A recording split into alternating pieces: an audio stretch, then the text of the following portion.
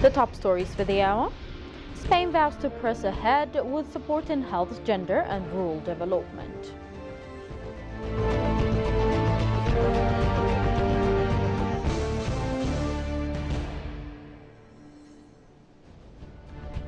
And South Sudan's President Salva Kiir insists he will not lead the country back to war.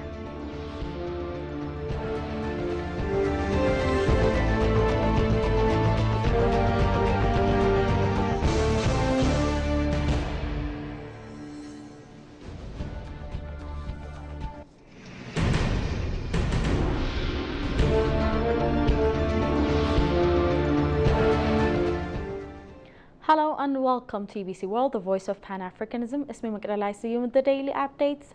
Do stay with us. Spain and Ethiopia have maintained strong diplomatic ties since establishing formal relations in 1951. Over the decades, the two nations have deepened cooperation in trade, investment, culture, and development. From supporting renewable energy initiatives to strengthening tourism and the heritage preservation, Spain continues to play a role in Ethiopia's growth. As diplomatic and economic partnerships expand, both countries look to further enhance their collaboration across key sectors. At the launch of the INMOR project, an initiative by the Spanish government, and the Ayuda en Acción to enhance Ethiopia's Moringa market system, the head of the Spanish cooperation in Ethiopia highlighted ongoing collaboration between the two nations in health, gender equality, and rural development. In terms of cooperation between Spain and Ethiopia, dated since 2010, and right now we are working together, the government of Ethiopia and the government of Spain, following our country strategic framework 2022-2027, focused in three main areas: health, rural development and climate change, and gender, and is particularly in the second result, rural development and climate change, within this initiative is framed. So this is a long-term partnership together between Ethiopia and Spain, and this initiative, the INMOR initiative, is an opportunity through Ayuda en Acción and other stakeholders to promote the sustainable development in the country. Mario stated that the Spanish government is closely working with the Ministry of Agriculture in terms of fishing and supporting public policies. We are working very closely with the Ministry of Agriculture in terms of supporting the public policies, supporting the fish farming policies. We are working together with NDRMC in terms of risk management, working closely with the Ministry of Health, supporting the SDGPF, that is in a basket of donors to support and to strengthen the health system, working also together with university hospitals. We are working with the Ministry of Women and Social Affairs. So this initiative, is part of a huge portfolio and partnership that we have between Spain and the government of Ethiopia, different sectoral ministries, academia, civil society organizations, and private sector. He also commended Ethiopia's efforts to boost wheat production and productivity to ensure food security. I think that the public policy of the Ministry of Agriculture is oriented to the self production of the country in terms of food, in terms of other value chains, and I think that we are having good progresses. It's true that the global environment is not the best right now in order to promote a sustainable development in countries as Ethiopia, but I think that the important potentialities that Ethiopia has, together with the public policies of the country, together with the community of producers that at the end of the day they are leading these processes, they are going to achieve very good results. And of course, development partners as Spain, we will be supporting these public policies always, then they will be aligned with the sustainable development in the country.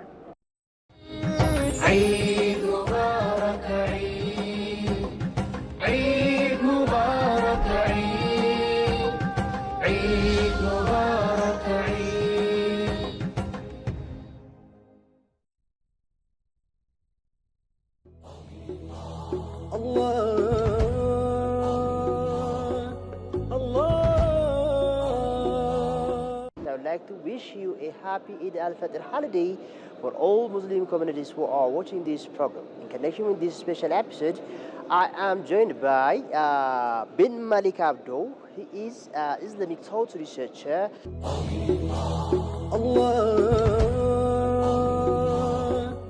Eid Mubarak, happy Eid al-Fitr for all my families and all the Muslims around the world. What is its significance for the Muslim communities at large? It's all about restraining your emotion. It's all about restraining yourself.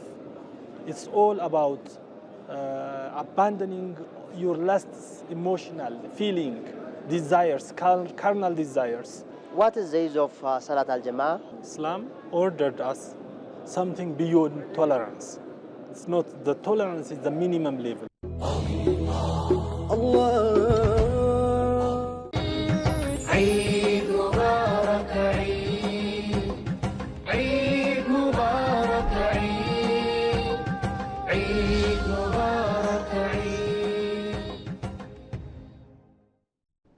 Youth participating in the recently held East African Art and Culture Festival, EAACF, underscored the critical importance of collaboration and promoting African culture on the global stage. Held in Addis Ababa from March 19 to 22nd, 2025, the festival revolved around the theme Art and Culture for Regional Cooperation. Tigster Nasa takes it from here. Held in Addis Ababa from March 19th to 22nd, 2025, the festival revolved around the theme Art and Culture for Regional Cooperation. Young representatives from Djibouti and Tanzania who shared their thoughts with Ethiopian news agency emphasized the festival's significant contribution to fostering a deeper understanding of African culture and arts. Emily Ahmed from Djibouti expressed that the festival plays a vital role in strengthening mutual understanding among African nations by showcasing the culture and values of Eastern African countries. I think to be all in solidarity with one another, it's very important for us to keep contact and communicate and maybe collaborate also. So many events we can produce together instead of just Ethiopia alone, Kenya alone, Djibouti alone. Why not do something together like this event? It's a good chance for us. As a fashion designer, she noted that participating in the event has helped her gain a broader appreciation for African culture. Ambeni Mastere, a participant from Tanzania, on his part underscored the importance of Eastern African Cultural Festival in reinforcing people-to-people connections. I call my colleague of Africa to strengthen the culture, because culture in everything. Culture is a totality way of life. So I call upon my fellow Africa to strengthen this culture. In addition to the festival's cultural discussion, the participants also expressed admiration for the development they observed in Addis Ababa. Addis Ababa, the capital city, is very good. There is a good building. The city was clean. The people are very humble. Elias Thomas, another young Tanzanian participant who have visited Addis Ababa multiple times, spoke about the significant changes the city has undergone. Change is big, especially for construction, and then people are very positive. And I've been seeing is the future of Africa, where now I can see there's a future of Africa. There's no need to go nowhere. We can start with us first, and we can go wherever you're gonna go, maybe abroad. But now I can feel Africa, there is something come up.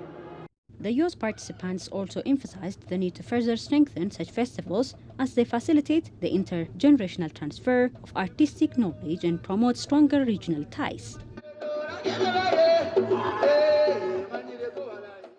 South Sudan President Salva Kiir has assured his nation that he will not lead the country back to war. Despite recent clashes in the north and the arrest of opposition politicians in Juba, the UN has expressed concern that South Sudan is on the verge of civil war relapse. Shagai Matao has more for CGTN Africa.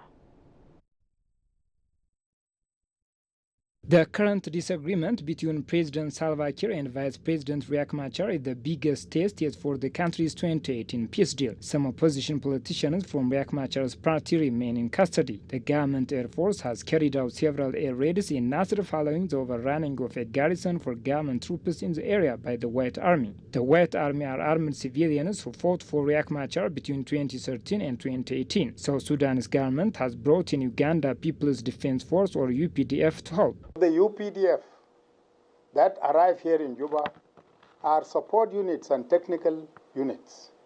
Support units and technical units, they have come to support their brothers and sisters in the SSPDF. The South Sudan's People's Defense Force, or SSPDF, largely remain forces loyal to President Salva Kiir. Many South Sudanese residents say they are concerned and they compare the situation with the peace deal in 2015, which didn't end the war in the country. When opposition groups returned to Juba, it sparked another cycle of violence when clashes broke out in the presidential palace in July 2016. Let there be peace so that people go back to their places of origin and live in harmony. This is the demand of every citizen now. We South Sudanese, what we need peace and food. These are the two things that we are need for. There is nothing like such, like what we had, what we've seen. We just need peace and food. The East African regional body, the Intergovernmental Authority on Development, or IGAD, says sustainable peace can still be achieved in the country. We have also to do something in order to reach the goals we have set.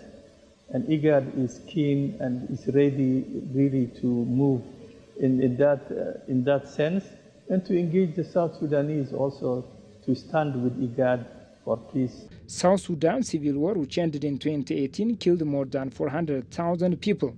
The war also forced more than 2.5 million South Sudanese nationals to become refugees in neighboring countries. That's all we had for today's update, but before I go, let's have a recap of the top stories once again. Vows to press ahead with support in health, gender and rural development.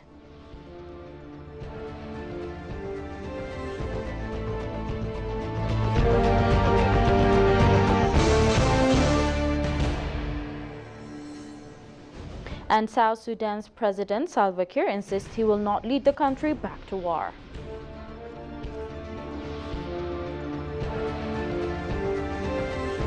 Thank you for tuning in to TBC World, the voice of Pan-Africanism. It was me, Makedalai, with the daily updates. Goodbye for now.